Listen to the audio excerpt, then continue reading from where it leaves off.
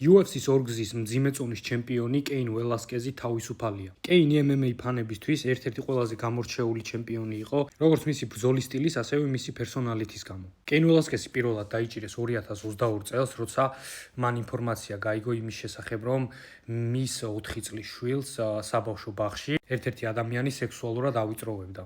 ის პიროვნება დაიჭირეს ჯერ რაღაც პერიოდის მერე გამოშვებული იყო, მანქანით მიდიოდა და ზუსტად მაგ დროს კეინი გაიკიდა თავისი მანქანით, დაუწყო იარაღით სროლა და დაჭრა მძღოლი. თუმცა სამწუხაროდ თუ საბედნიეროდ ის ადამიანი, ვინც საჭესთან იჯდა, იყო იმ პიროვნების მამინაცვალი, რომელიც დაიჭრა, თუმცა გადაურჩა სიკვდილს. ზუსტად ეს იყო იმის მიზეზი, თუ რატომაც დაიჭირეს კეინ ველასკეზი. დიდი ამბები იყო საერთოდ ამაზე.